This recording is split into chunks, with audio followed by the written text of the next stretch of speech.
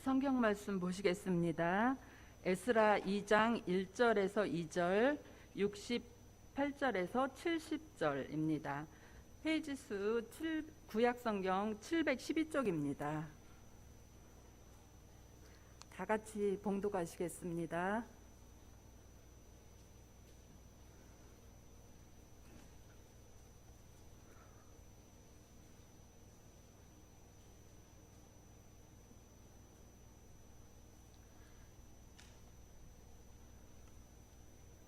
옛적에 바벨론 왕 느부갓네살에게 사로잡혀 바벨론으로 갔던 자들의 자손들 중에서 노임을 받고 예루살렘과 유다도로 돌아와 각기 각자의 성읍으로 돌아간 자, 곧 스룹바벨과 예수아와 느헤미야와 스라야와 르엘라야와 모르드게와 빌산과 미스발과 비그웨와 금과 바나 등과 함께 나온 이스라엘 백성의 명수가 이러하니. 68절입니다. 어떤 족장들이 예루살렘에 있는 여호와의 성전터에 이르러 하나님의 전을 그곳에 다시 건축하려고 예물을 기쁘게 드리되 힘 잘하는 대로 공사하는 금고에 드리니 금이 6만 1,000다리요 은이 5,000만에요 제사장의 옷이 100벌이었더라. 이에 제사장들과 레위 사람들과 백성 멱과 노래하는 자들과 문지기들과 느디님 사람들이 각자의 성읍에 살았고 이스라엘 무리도 각자의 성읍에 살았더라. 특별 찬송 시간인데요. 에스더 회원님들 나오셔서 찬양해 주시겠습니다.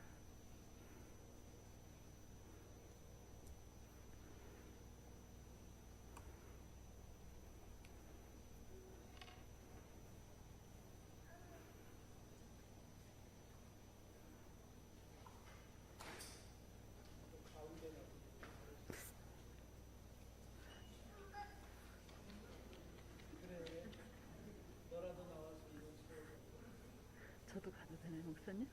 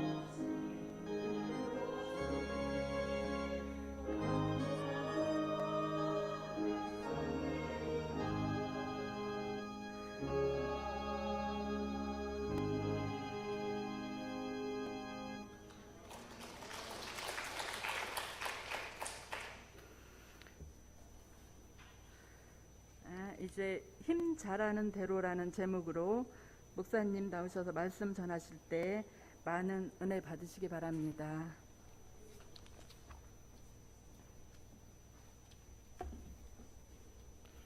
박수는 제일 많이 받은 것 같아. 그죠? 힘내라고 격려해주는 박수인 줄로 믿습니다. 기도하시겠습니다. 하나님 감사합니다. 오늘도 에스더 여손교회가 주체가 되어서 하나님 또 귀한 헌신 예배를 드립니다. 부름받아 나서니 몸 어디든지 가오리다. 그 찬송대로 하나님 주님 위하여 나아가게 하여 주옵소서. 주님 위하여 살게 하여 주시옵소서. 그래서 어디서든 주님이 기뻐하시는 믿음의 삶을 살며 또한 에스더처럼 아버지 하나님 죽으면 죽으리이다 각오하며 주님께 헌신하는 주의 나라를 위하여 또한 아버지 하나님 또 영혼 살리는 일을 위하여 애쓰고 수고하는 우리 여손교회가 되어지도록 주여 도와주옵소서. 오늘도 하나님 말씀 듣습니다. 말씀 가운데 하나님 함께하여 주옵소서. 예수님의 이름으로 간절히 기도하옵나이다. 아멘. 할렐루야. 할렐루야. 두 번씩 해야지 크게 하시더라고요. 꼭. 여러분 오늘도 오후에 또 시원한 소식이 여러분들께 들려졌죠. 양궁에서 두 번째 금메달을 땄습니다. 그 누구도 범접할 수 없는 단 한 번도 리드를 내어주지 않고 아주 멋있게 금메달을 땄습니다. 저도 오후에 사무실에 있다가 이제 저녁 예배 준비하려고 씻고 나오려고 들어갔더니 막 결승전을 하고 있더라고요. 난 결승전을 언제 하는지도 몰랐어요. 근데 들어가니까 마지막 그 3엔드죠. 3엔드 4대 0으로 이기고 있고 마지막 3엔드에서 멋지게 그 러시아 올림픽 선수단을 무찌르는 그 대한민국의 여자 궁사들을 보았습니다. 참 자랑스럽습니다. 우리 대한민국의 이 양궁은 전 세계에서도 알아주는 거잖아요. 그리고 지금 1988년 서울 올림픽 때부터 이 여자 단체전은 9번째 연속으로 단 한 번도 다른 나라에게 금메달을 내어주지 않고 우리나라가 땄습니다. 그러니 얼마나 이 선수들이 또 부담이 되겠어요. 야, 이거 못 따면 그 전통이 깨지는데 아마 앞으로는 또 더 힘들어질 것 같아요. 또 다음 올림픽에도 얼마나 이 선수들이 부담을 느끼겠습니까? 그런데 이 부담이라는 것도 또한 좋게 작용하면 그 부담감으로 인하여 더욱더 열심히 또 매진할 수 있는 그런 하나의 원동력이 될 수도 있는 거예요. 특별히 우리 에스더 여손교회 회원들도 거룩한 부담감을 가지고 더욱더 열심히 주의 전에 주의 일에 매진할 수 있는 우리 여손교회가 되기를 주님의 이름으로 간절히 축원합니다. 앞으로 우리 교회가 에스더 여손교회나 우리 젊은 이제 뭐 남자는 사실 남손교회 하나라 그래요. 청장년도 없고 그래서 그렇지만 사실 앞으로 우리 교회가 이제 한 6년만 7년만 있으면 이제 100년이잖아요. 100년이라고 하는 그러한 기나긴 역사 속에서 이 전통성을 어떻게 우리가 이어갈 것이냐. 이제 분명히 한 세대는 갑니다. 그죠? 한 세대는 가면 분명히 그 다음 세대가 이제 바톤을 이어받아서 교회를 계속해서 이끌어가야 하는데 사실 그게 제가 제일 고민이고 제일 걱정거리 중에 하나입니다. 물론 목사가 걱정한다 그러니까 좀 이 목사님 믿음 없네 이런 소리 하실지 모르겠지만 사실은 좀 염려스럽습니다.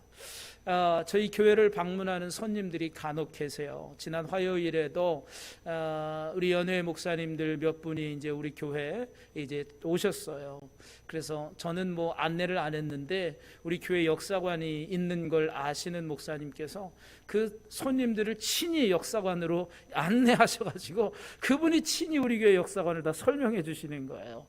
그래서 제가 이제 거기에 이제 우리 교회 역사를 제가 덧붙여서 설명을 드렸죠. 그러니까 사진만 보고 그분들이야 우리 교회가 정말 시골 교회지만 이런 역사관을 가지고 있다는 게 정말 대단한 거다. 뭐 이렇게만 말씀하셨지만 저는 이제 우리 교회의 역사를 쭉 이제 뭐 읊어드렸죠. 우리 교회가 이제 1928년부터 지금까지 참 많은 일들을 했고 많은 교회를 또 세웠고 이제 앞으로도 그러한 일들을 감당해 나갈 거다라고 하는 그런 설명을 드렸습니다.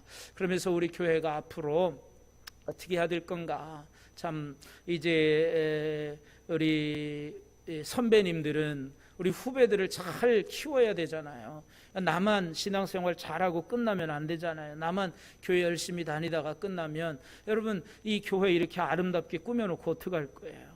여러분 우리가 믿음의 후배들을 잘 양성할 수 있는 우리 성도들 되어주셔서 특별히 우리 에스더 여선교회라든지 특별히 또 우리의 믿음의 후배들 여러분 1년에 단 한 번 있는 헌신 예배인데 그죠? 뭐 1년에 2번도 많지도 않아. 단 한 번인데 여러분 다 격려해 주시고 더욱더 열심히 참석할 수 있도록 여러분 믿음의 후배들을 잘 좀 지도해 주시고 인도해 주셔서 우리 교회가 정말 우리 아까 김승혜 권사님 기도하셨던 것처럼 사랑으로 연합하고 배려하고 또 그래서 우리 교회가 더욱더 크나큰 부흥을 이루어가는 제가 오늘 이렇게 저기 앉아 있으면서 기도하면서 그런 생각이 들었어요. 사실은 제가 올해 표어를 뭘로 하려고 했는지 아세요? 제가 늘 밤마다 저 내포를 보면서 내포의 불빛을 보면서 저기가 그렇게 멀지 않은데 그런 생각을 했어요. 그래서 사실 올해 표어는 선교의 지경을 넓혀가는 교회 이렇게 사실 하려고 했었어요. 그런데 이제 코로나19 시대를 맞이하면서 참 어려움들이 많고 교회적으로도 참 어려운 시기입니다. 요즘도 이 코로나19 때문에 이 종교시설들, 이 교회들 예배 멈추게 해달라 이런 사람들도 있어요. 그래서 정말 이 시대의 교회가 어떤 것이 정말 교회다워지는 것일까를 고민하다가 가장 신앙의 본질적인 하나님 사랑, 이웃 사랑이라고 하는 그런 제가 주제를 그런 교회 표어로 이제 다시 변경을 했어요. 그러나 제 마음속에는 여전히 우리 교회가 선교의 지경을 넓혀가는 교회가 되어야 한다는 건 제가 늘 마음속에 가지고 있어요. 그게 교회에 하나님께서 교회마다 허락해 주신 비전이고 그게 교회의 꿈인 거예요. 그래서 교회는 선교의 지경을 넓혀가야 돼요. 그래서 교회는 날마다 영혼 구원하는 일에 앞장서야 되는 것이고 그 일에 우리 모두가 다 힘써서 힘을 합해야 된다는 거예요. 그래야 여러분 우리가 신앙에 나중에 여러분 우리가 신앙을 되돌아볼 때 또 우리 교회 역사를 되돌아볼 때 여러분의 이름도 아름답게 기록되어지고 또한 기억되어지지 않겠습니까? 우리 교회 어떤 분이 물어요. 저기 돌 비석에 있는 이건 뭡니까? 그래서 제가 우리 교회에 딱 세 분 이렇게 기억해야 할 그런 중요한 분 세 분만 이렇게 세 분을 여기 기록해 놓았습니다. 라고 이제 말씀을 드렸어요. 여러분 세 분만 기록된다는 법이 있습니까? 아니잖아요. 여러분의 이름들이 그 이후에 또 기록되어지잖아요. 성경은 여러분 많은 사람들의 이름을 기록하고 있습니다. 거기에는 좋은 사람들도 있고 근데 대부분 성경은 좋은 사람들의 이름이지 나쁜 사람들의 이름은 그렇게 많이 기록되어 있지 않아요. 여러분 오늘도 우리가 에스라 2장을 읽었는데 여러분 성경을 읽으면서 제일 지루하고 제일 이거 좀 빨리 건너갔으면 하는 장이 어디예요?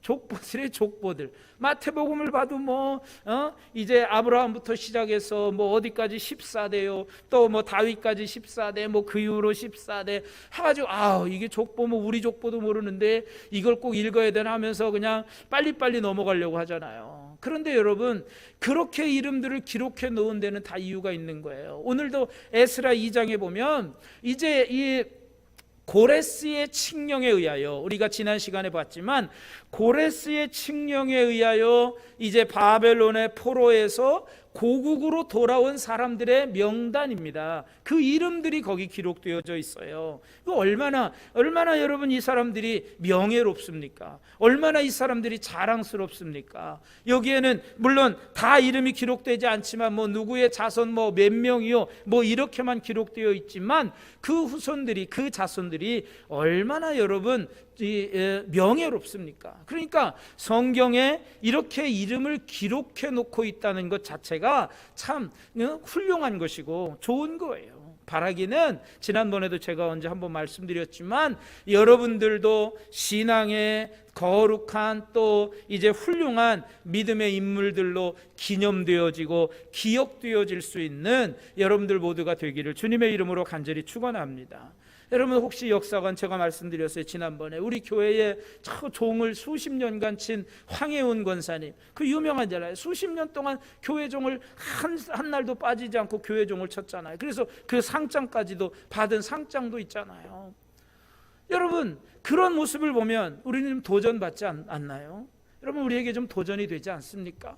그런 걸 보면서 우리도 정말 열심으로 주님을 섬겨야겠구나. 저런 것들이 하나하나가 다 기억이고 기념이고 우리 교회의 역사적 인물들 아니겠습니까?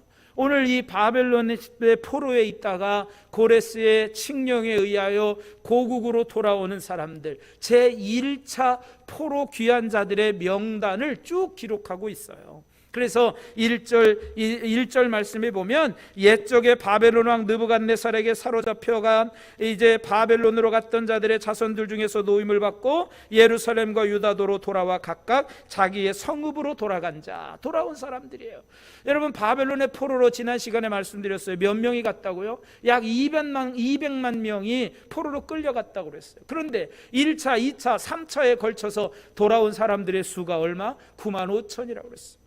여러분 200만에 10만도 안 되니까 채 5%도 되지 않아요. 그런데 오늘은 1차 포로 귀환 때에 돌아온 사람들이 42,360명이에요.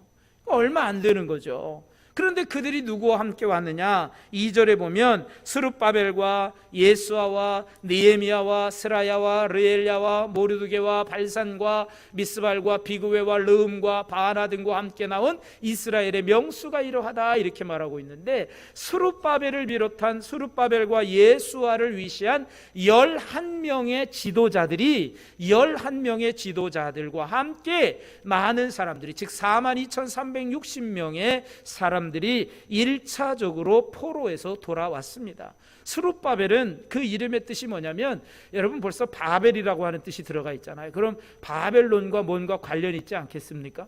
여러분 눈치가 빠르시잖아. 그러면 스룹바벨이라고 하는 이름의 뜻은 어떤 뜻일까요? 바벨론에서 태어났다라고 하는 그런 이름의 뜻을 가지고 있는 거예요, 스룹바벨은. 그런데 이 스룹바벨은 어떤 사람이냐면, 스룹바벨은 유다 왕 여호야긴의 손자예요. 그러니까 유다의 왕의 손자라 그러면 누구의 자손이 되는 거예요? 즉 누구의 자손이 되는 거예요? 유다의 왕들은 전부 다 어떤 자손이었어요? 누구의 후손이었어요? 다윗의 후손이었잖아요. 그러니까 여호야긴 왕의 손자이기도 하고, 또 따져보면 이 다윗의 후손이 되는 거죠. 그는 유다의 총감독으로서 1차 포로 귀환자들을 총괄해서 이제 1차 포로 귀환자들과 함께 이제 이 유다로 돌아오게 됩니다. 그러면 두 번째로 기록하고 있는 이 예수아는 누구냐? 이 예수아는 아론의 후손입니다. 아론의 후손이면 뭐와 또 연결될까요? 아론은 직무가 뭐였어요? 제사장이었잖아요. 그러니까 이 예수아는 제사장이에요. 자 보세요. 스룹바벨과 그 이후에 예수아가 왔다는 건, 고레스의 칙령에서 너희들은 다 너희의 나라로 돌아가. 그리고 특별히 하나님께서 고레스의 마음을 감동시키셔서 그들에게 명령한 명령이 있었어요. 뭐였어요? 성전을 재건하라는 거였어요. 그래서 그들의 예물을 다 주고 느부갓네살 왕이 가져왔던 성전의 그릇들, 기구들을 다 함께 다시 내어줍니다.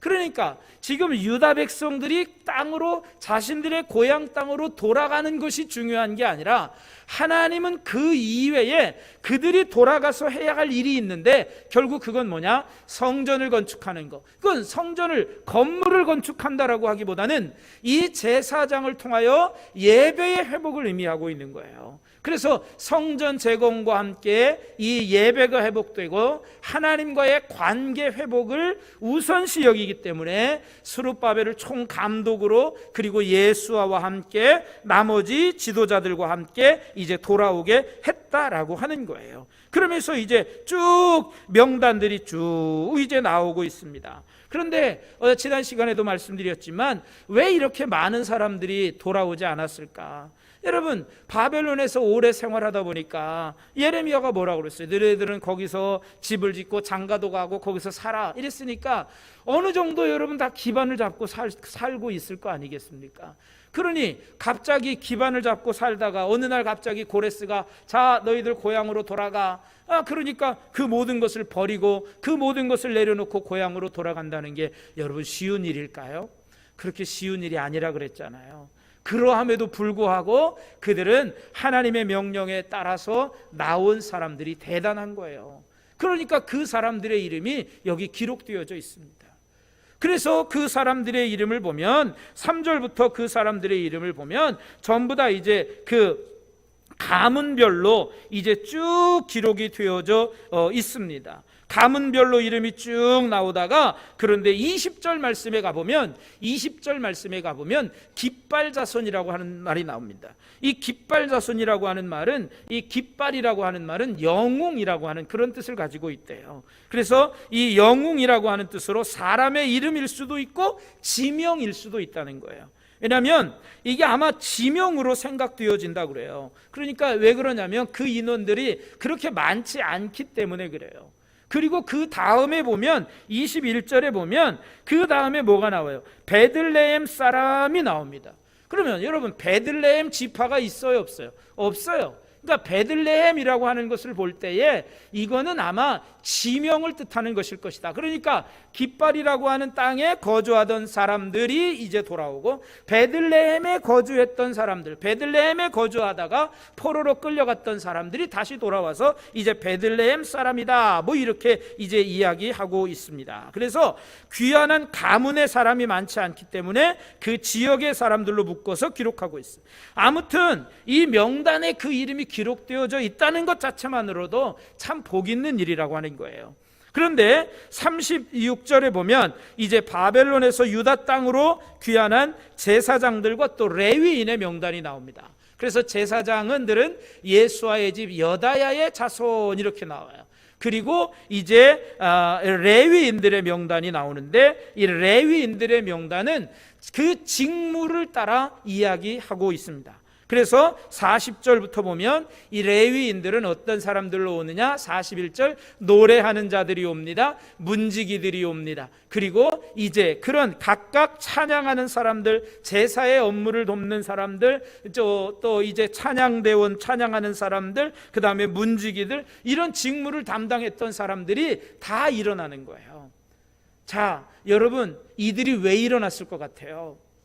이 사람들이 왜 일어나서 왜 돌아올 것 같아요? 다른 사람들은 안 가는데 왜 이 사람들만 와야 돼요? 여러분 이 사람들은 그런 자부심이 있었던 거예요. 그런 프라이드가 있었던 거예요. 우리 가문은, 우리 식구들은 그래도 성전에서 찬양대의 일을 했어. 우리 조상들은 성전에서 문지기 일을 했어. 여러분 그게 자랑스러웠기 때문에 그들은 다 힘들고 어렵지만 그동안 그들이 바벨론에서 쌓아놨던 모든 것 다 아깝지만 그걸 다 버리고 하나님의 일을 위해서, 성전의 봉사를 위해서 그들이 기꺼이 따라 나섰다는 거예요. 그래서 제사장들과 레위인들이 이제 소개되고 있는 것입니다. 그러면서 여러분 이들은 이스라엘 백성이 유다 땅으로 귀환한 것은 단순히 여러분 성전의 재건축 자체만을 위한 것이 아니라 하나님을 섬기는 성전 본연의 역할을 회복하는 것이 목적이었어요. 그래서 제사장과 레위인의 귀환은 바로 이런 것들을 위한 것이었다. 그런데 또 재미난 게 있습니다. 43절에 보면 느디님 사람들이 나옵니다. 여러분 우리가 느헤미야서를 볼 때도 이 느디님 사람은 어떤 사람들이라고 그랬어요? 여러분 느디님 사람들은요 이스라엘에게 패해서 이스라엘의 이 사람들은 포로로 끌려왔던 사람들이에요. 그런데 이스라엘이 멸망하니까 다시 바벨론으로 또 포로로 끌려간 거예요. 그런데 이 느디님 사람들은 이스라엘의 포로로 끌려와서 그들이 했던 게 뭐냐면 레위인들에게 주어져서 이 레위인들이 성전에서 하는 일들을 돕는데 그냥 허드렛 일 하는 거예요. 그러니까 눈에도 안 나는 거예요. 그러니까 중요하지 않은 허드렛 일을 하던 사람들, 그러니까 뭐 그냥 심부름이나 하고 그냥 잡일들이나 하는 그런 허드렛 일이나 하던 사람들이 느디님 사람들이에요. 여러분 이 느디님 사람들은 여러분 오히려 바벨론에서 사는 게 더 좋을지도 몰라요. 왜? 다시 이스라엘로 돌아가봤자, 유다 예루살렘으로 돌아가봤자 그들에게 맡겨질 일은 똑같거든요. 그럴 바에는 차라리 우리는 제3국에서 살겠다 그러고 안 가도 돼요. 그런데 여러분 그들도 일어나서 예루살렘으로 돌아왔다는 거예요. 왜요? 자신들이 했던 일이 성전에서 허드렛 일이었지만 그것도 그들에겐 자랑스러웠던 거예요. 그러니까 그들이 일어나서 함께, 느디님 사람들이 함께 왔던 거예요. 여러분, 그러니까 얼마나 성전에서 일하는 것들을 얼마나 이 사람들이 중요하게 여기는지 알 수 있어요. 그들 사람들의 조국도 아니잖아요. 아니, 유다 사람들은 자기네 땅이니까 돌아간다 그러지만, 자기네 고향이니까 돌아간다 그러지만, 느디님 사람들은 자기네 고향도 아니에요. 또 재밌는 사람이 하나 있어요. 55절에 볼까요? 55절에 보면 솔로몬 신하의 자손들이 나와요. 여러분, 이 솔로몬 신하의 자손들은 그럼 누구냐? 솔로몬 신하의 자손들. 이 솔로몬 신하의 자손들도 보면 그냥 왕궁에서 봉사하는 일을 했던 사람들이에요. 근데 이 사람들도 솔로몬 왕 때에 큰 공사와 노역이 많았잖아요. 솔로몬이 왕이 되면서 성전을 짓고 왕궁을 짓느라 한 20년이라는 세월이 걸렸어요. 그래서 많은 일꾼들이 필요했어요. 솔로몬이 이런 건축 사업을 많이 했기 때문에. 그때에 이 예루살렘에 노동력이 부족해가지고 외국에서 일하러 온 사람들이에요. 오늘날로 말하면 외국인 노동자예요. 외국인 노동자들이에요. 그러니까 그 사람들도 그 사람들의 고향이 아니에요. 아니, 가봤자 어차피 또 똑같이 자신들의 신분은 다 이미 알려진 건데, 가봤자 뭐 중요하게 살지도 않아요. 그렇다고 대우받고 살지도 않아요. 느디님 사람처럼 대접받고 산다는 보장도 없어요. 느디님 사람도 마찬가지 아니에요? 성전에서 허드렛 일이나 하고, 그렇다고 누가 하나 알아주지도 않고 대우받지도 못하고 대접받지도 못하는 그런 조건에 있는 사람들이었습니다. 그런데 이 솔로몬 신하의 자손들도 마찬가지예요. 외국인 노동자들이나 마찬가지니까. 그러니까 그들도 또 그렇지만 결단하고 유다의 귀환을 그들이 선택했다라고 하는 거예요. 여러분, 그들은 이방인이면서도 유다 예루살렘의 귀환을 선택하고 결단해서 돌아왔던 사람들입니다. 무엇 때문에 그러한 일들을 그들이 했을까요? 성전 재건이라고 하는 그러한 위대한 명령 앞에 그들은 바벨론에서의 편안한 생활, 바벨론에서는 이제 좀 편안해요. 왜? 고레스 왕이 됐으니까 고향으로 다 돌아가라고 할 정도로 이방인에 대한 어떤 그런 우호적인 입장들을 가지고 있잖아요. 그러니까 그곳에서 그들도 이제 터전을 잡고 생활하다 보면, 이제 자리 잡고 생활하다 보면 어려울 것이 없을 수도 있었어요. 그런데 그러함에도 불구하고 그들은 편안한 것을 다 내려놓고, 편안하고 안락한 삶의 터전을 내려놓고 예루살렘으로 돌아가요. 근데 여러분, 예루살렘의 상황이 어땠다고요? 예루살렘의 상황이 어땠어요? 여러분, 느헤미야가 보았던 것처럼 다 성문은 불타고 다 성벽은 무너지고 예루살렘은 지금 아주 황폐한 상태예요. 그런데 거기 누가 가겠어요? 여기는 지금 내 집이라도 있죠. 여기는 그들이 집 짓고 결혼하고 안락하게 살고 있죠. 그런데 다시 예루살렘으로 돌아가면 또 다시 새롭게 시작해야 돼요. 남의 나라 간 것처럼, 내가 새롭게 개척하는 것처럼 힘들게 가서 또 집을 짓고 무너진 거 다시 다 일으켜야 되고 힘든 고역을 해야 돼요.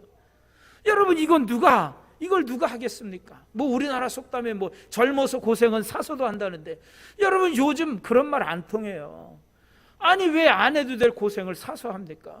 이 사람들도 마찬가지 아니겠어요? 왜 하지 않아도 될 그 고생을 왜 자처해서 합니까? 그런데 그들에겐 뭐가 있었냐면 하나님을 섬기는 신앙의 결단을 그들이 하고 있는 거예요. 무엇보다도 하나님을 선택하는 것이 우선이라는 걸 그들은 알았기 때문에 이 믿음의 선택을 하고 있는 거예요. 여러분, 세상적으로 생각했다 그러면 그들은 안 가도 그만이에요. 누가 안 가도 뭐라고 할 사람 하나도 없어. 왜? 그들은 유다 사람들도 아니니까, 예루살렘 사람들도 아니니까. 그렇지만 그래도 그들은 유다의 귀환을 선택하고 신앙적 결단을 하고 하나님께서 명령하신 그 명령을 따라서 유다 예루살렘으로 돌아온다는 것입니다. 성전을 재건한다는 소식이 들렸을 때 그들도 성전 건축에 참여하고 동참하기 위해서 그들이 이 귀한 행렬에 함께 동참했던 겁니다.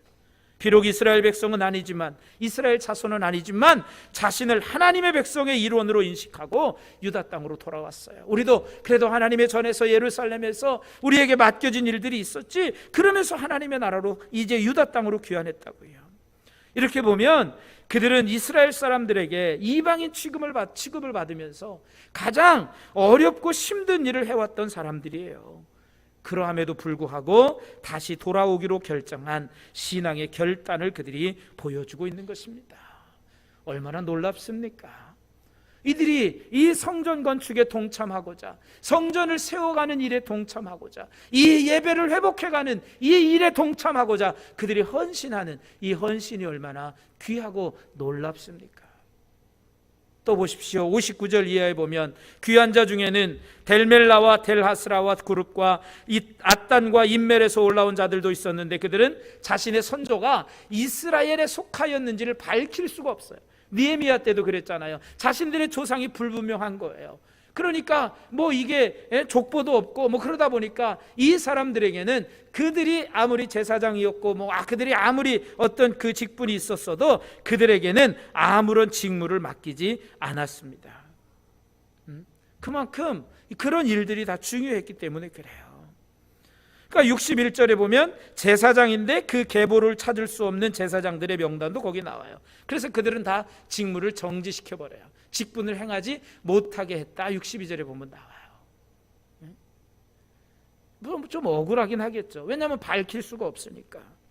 이렇게 포로 귀환이라고 하는 어려운 상황이지만 제사장을 세우고 그 직무를 맡기는 일은 엄격했어요.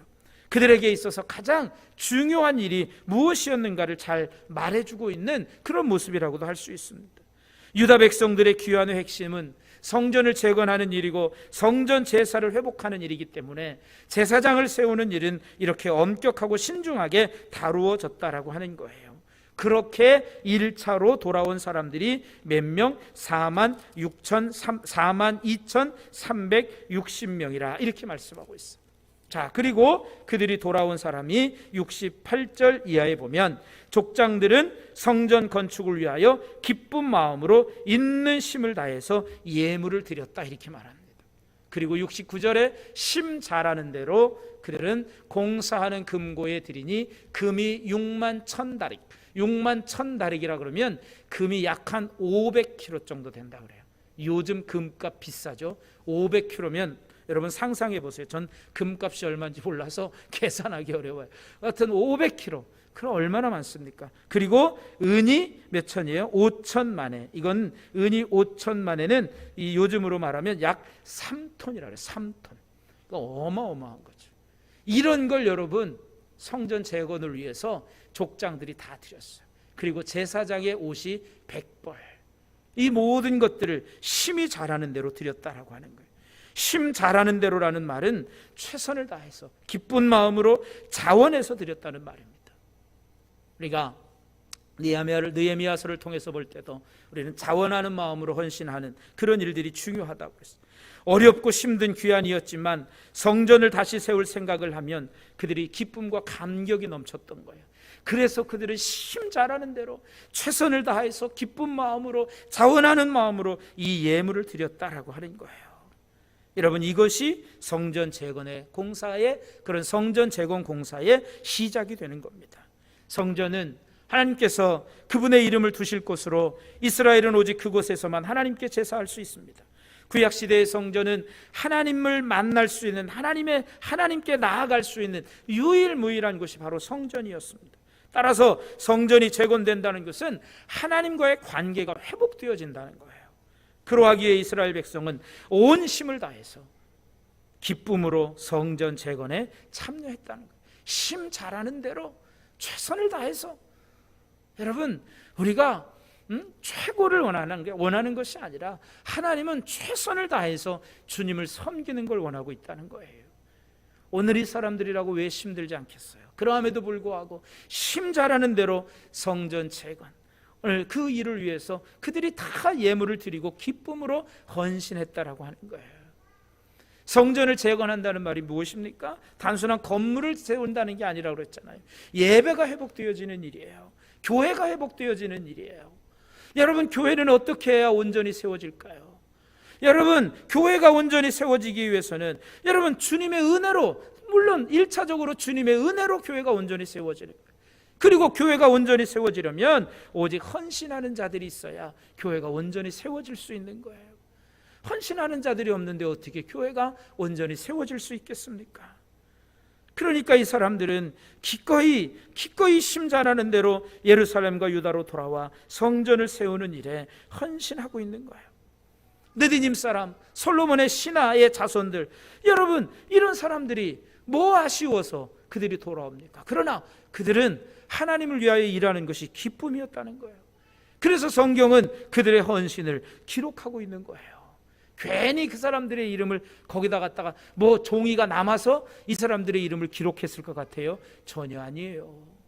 그 사람들이 그만큼 신앙의 결단을 했기 때문에 거기에 이 사람들의 이름을 기록하고 있다라고 하는 거예요. 사랑하는 성도 여러분, 우리도 하나님을 섬기는 일에 심 잘하는 대로 우리 자신을 드리기로 결단하시기를 주님의 이름으로 간절히 축원합니다.